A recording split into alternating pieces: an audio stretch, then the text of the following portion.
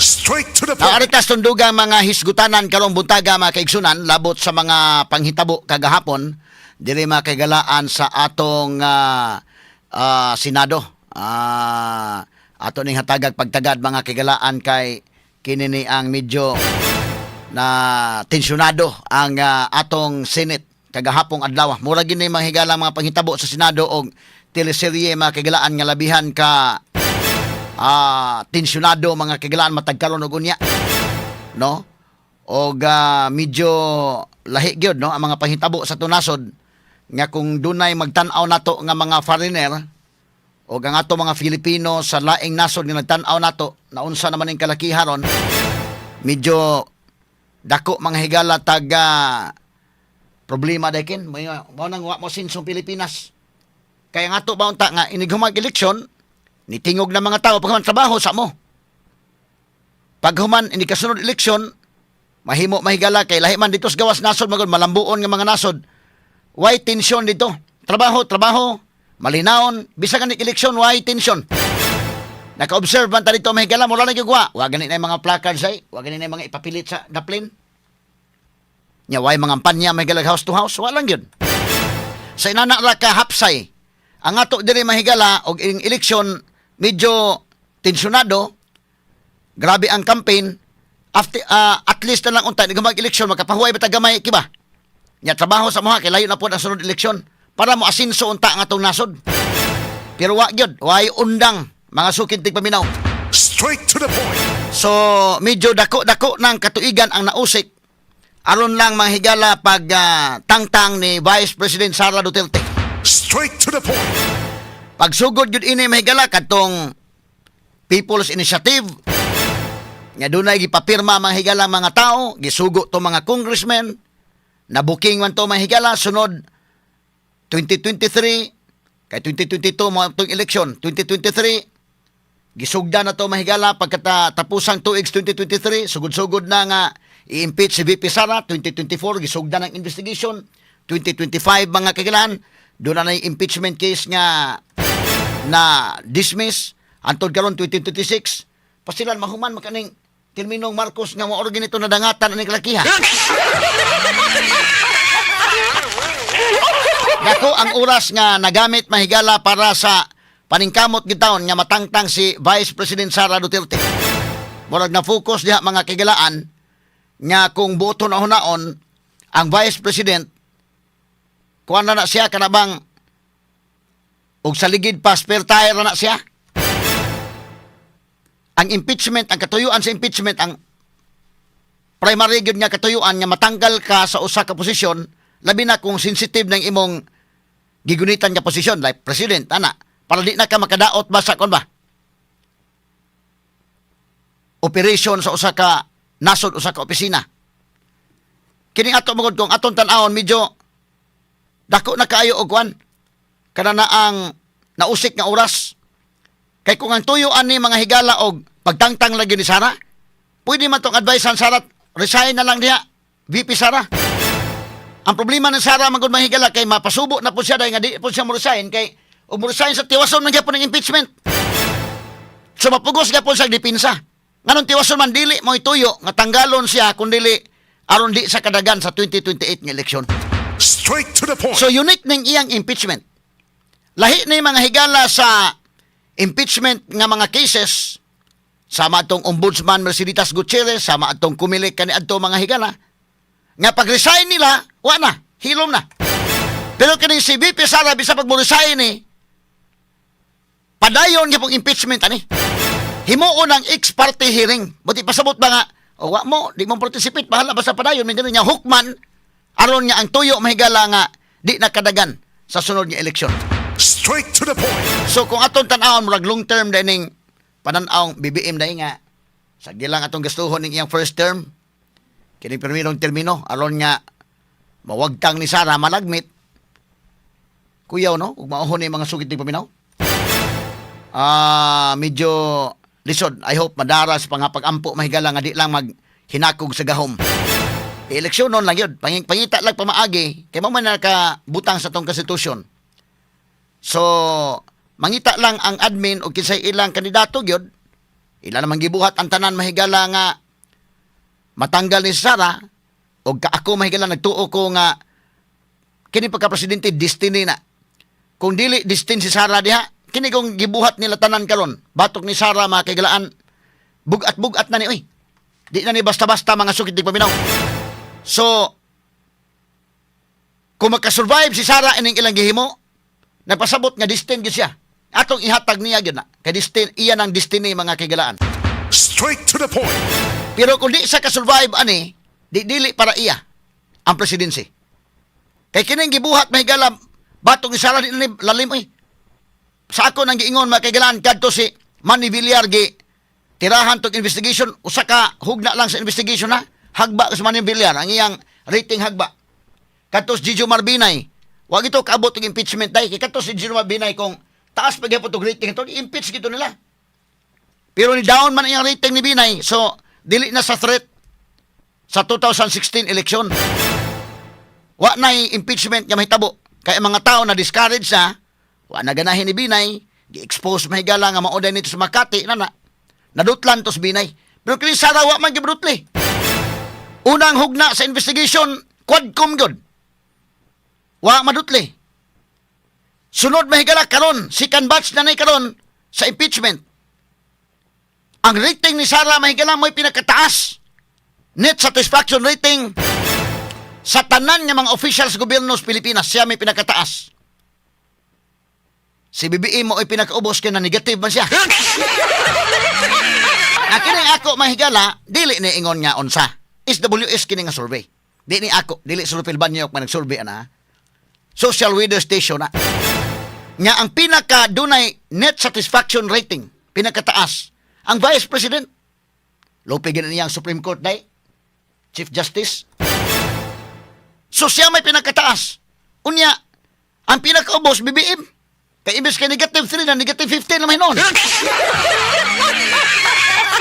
Nga, kinay mahigala, atong gibasihan ang survey ra ni sa SWS. Dili ako may nag-survey ana. Dili kami sa DYHP IFM may nag-survey ana. Kana official record na sa social weather stations. Appeal pa ang Pulse Asia. So wa madutli Sara hangtod ron. Nya ni ay impeachment nga nagsingabot. Kuan ni, mo ni ang katapusang hura. Kung madutlan si Sara ani, unya ma-down yang rating, wa na effect kumudagan sa mahigala di na gyud. Pasabot nga dili para iya kanang presidency. Pero kung dili ni makaepekto mga kaigalaan ang impeachment para iya gina. So at least klaro ba ang mga tao mga kaigalan makasabot o maklaro to para nga inikabot sa panahon linaw na tadi bitaw ini mag eleksyon day gobot lang gihapon kay di gihapon makuan. No? So ato sports lang kung makasurvive si VP Sara ani makadagan sa presidente para iya gina. Pero kung di sa kasurvive ini okay be it. Dili para iya. So kinsa may lain mahigalang ituboy sa mga Duterte, butang tas basti mga kaigalan, basig na hinog si basti may para iya nga basti na. Straight to the point. Kana kung ang mga tao, ang simpatya sa mga tao magpadayon gyapon sa mga Duterte, depende na unya. No? Nya ni kahuman anak kung mag-eleksyon na, ni kahuman mulinaw na ta focus sa trabaho. Dayon ay kasunod na po ni eleksyon usa na pod bag. Kay karon murag way pahuway ang atong tuig dekin. Way pahuway, siging grabing politika ang away bitaw within sa sulod sa government. Unya ang batakang panginahanglan alang sa mga tao na kalimtan, mga sukin tigpaminaw. Straight to the point. Wa na laing nahimo ba? Kabantay mo kung pangutan-on ka unsa may imong mahinumduman sa administrasyon ni BBM makayon ka iyang gipatangtang iyang vice presidente mao gyud iyang nalanganan. Mao lagi ang nabisihan. Sus Ginoo ko. Ato ning pagtagad mahigala no. Nya unsa man ni nahitabo kagahapon? Sumpay ni tanan.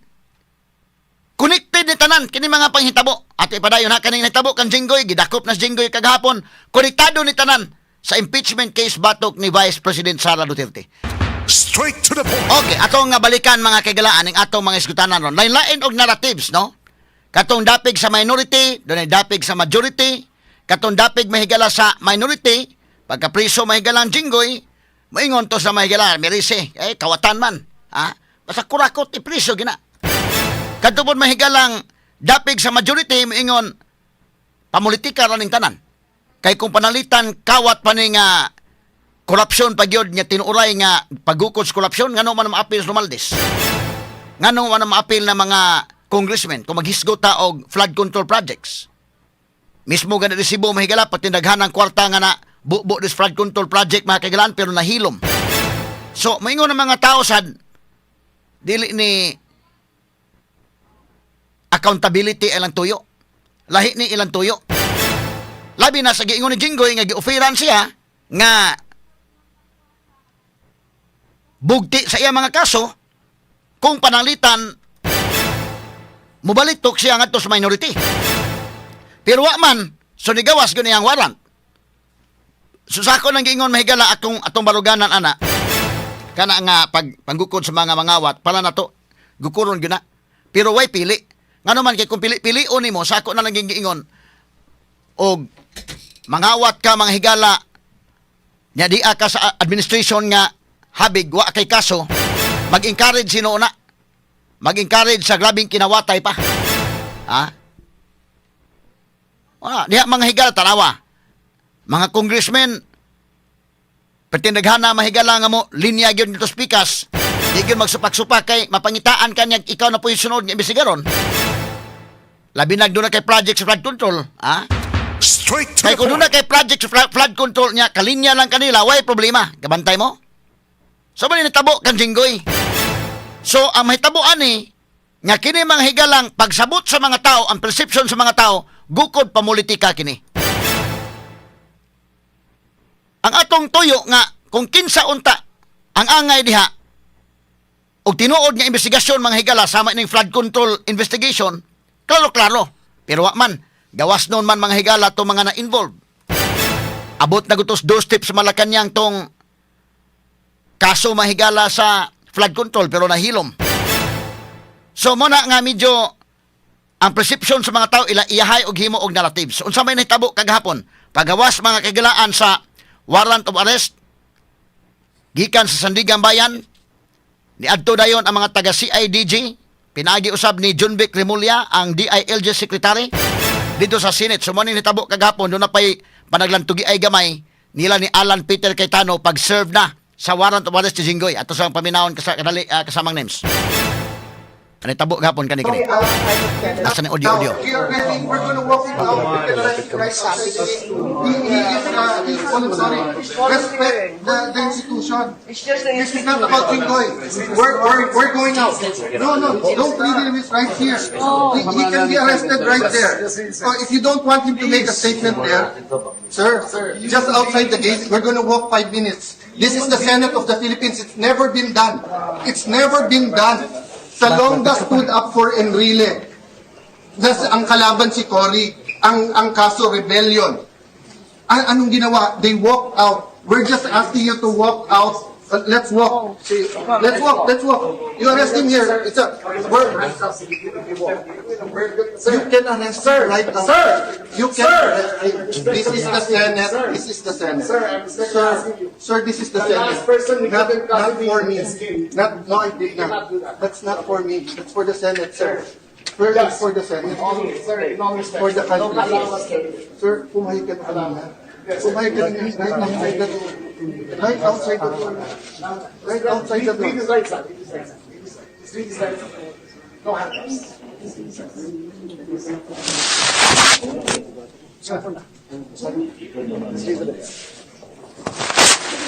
So, muna ang pagbasa sa Miranda Doctrine. Sir, you have a warrant of arrest issued by Sandigan Bayan 5th Division. Criminal case number E-SB 26-CRM-006 for the crime of plunder under Republic Act 78 as amended. Signed by Honorable Zaldi B. Trespeses, Chairperson of Association. Sir, being accused, you have also rights. May karapatan ka manahimik at magsawa ng kibo. Ano man ang yung sabihin ay maaaring gamitin pabor o laban sa iyo sa kanyang mga hukuman. May karapatan na ka rin kumuha ng sarili mong abogado o tagapagtanggol nang naayon sa iyong nakita. Kung wala kakayahan, ang pamahalaan at pagkakaluban ka na ito ng isa. Lahat po pa ng mga karapatan nyo sa rin ang unang Okay. Human gibasahan sa Miranda Doctrine. Ilakaw sila mga kaigalaan. Kay maghimo ni og press briefing si Jinggoy Estrada mga higala. Okay? So mo ning gahapon si Junvic Remulla may nangu from Elevator, yung ano lang ha, arresting ko ano lang. okay, so mo ning hitabo mga sukit di paminaw kagahapong adlaw. Nya human na nag-press briefing si Jinggoy Estrada mga kaigalaan before ni gawas na nga hingpit dito sa Senado ato paminaw nang iyang press briefing kagahapong adlaw. Okay. Okay, sige atong paminawon para atong maanalisar og dugang mahigala. Okay dong. Kini The sige. receipt of the warrant of arrest issued Sugod ni dong, pag sugod ni ato against sugod me di ko no. by the 5th Division. Sige kana. Quiet, guys. Quiet, please. Magandang hapon sa inyo lahat. Okay kana. I am already in receipt of the warrant of arrest issued against me by the 5th Division of the Sandigan Bayan. Nais ko lang pong bigyan din ng mga bagay na ito. I will remain firmly with the majority bloc under the leadership of Senate President Alan Peter Cayetano. Hindi ako matitinag sa anumang panggigipit, pananakot, political maneuvering para talikuran ang aking paninindigan. I will not yield to threats. I will not be intimidated. I will not be pressured into surrendering my independence of judgment.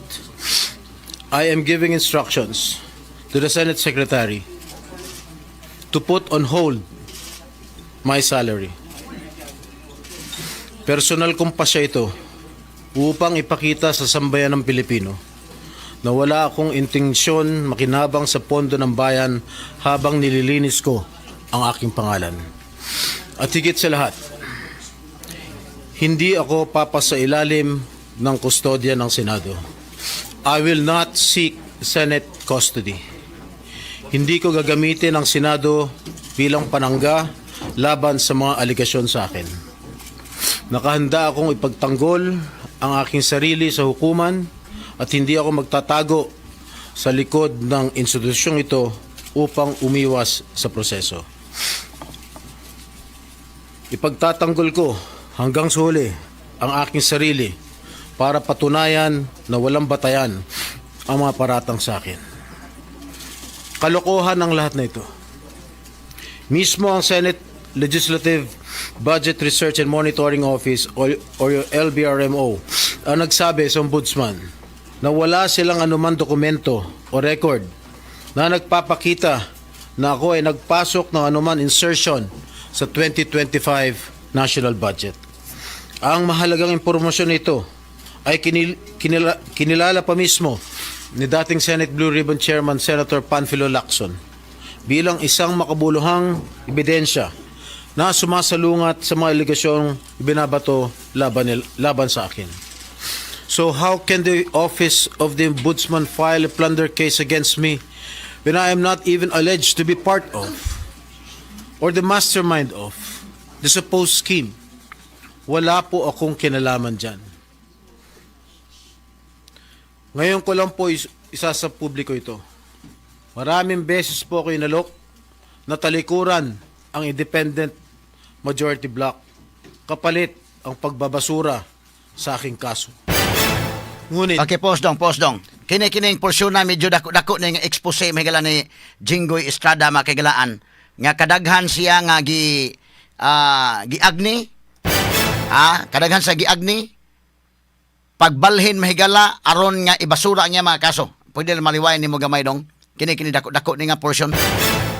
Sige, irawayan ko no gamay dong names. Kaning porsyon na ginhandapita. Okay. ang independent majority Sige. bloc kapalit ang pagbabasura sa aking kaso. Ngunit, hindi ko po ito tinanggap. Mas nanaig ang paninindigan ko na ako'y manatili sa hanay ng mga kasamahan ko sa independent majority bloc. I stand my ground. Ngayon kung tatanungin niyo kung sino sila, abangan ninyo ang susunod na kabanata. I stand my ground because what is at stake here goes far beyond my personal circumstances. What is at stake here is the independence of the Senate. This institution must never become vulnerable to external pressure. It must remain free from political coercion, free from undue influence, and free from any scheme designed to weaken its constitutional role as a co-equal and independent branch of government. If this is the price I must pay for the decisions I have made and the principles I have chosen to uphold, then I am prepared to face the consequences, however difficult they may be, especially for my family. I will not be broken by accusations, nor will I yield to political pressure. I will meet these charges head on, defend my honor through due process, and place my faith in the truth. I will be proceeding now to the CIDG to voluntarily surrender myself. Maraming salamat po. Okay, mao ni may gala si Senator Jinggoy Estrada makailaan sa iyang press conference kagahapong adlaw, press briefing kagahapong adlaw. Og unya miingon siya nga mo surrender siya ngadto sa CIDG. Now, unsa may effect aning kang Jinggoy nga pagdakop? Mahimo ba ni mahigala nga makapahadlok sa uban nga mga senador nga simple lang kayo? Aron nga di mo magka-problema, abalahin lang mo sa minority. Wa na problema. So, malagmit, mahadlok sila or makapaisog ni. Kay wa man mahadlok Jinggoy, ako lang ang tubangon ni.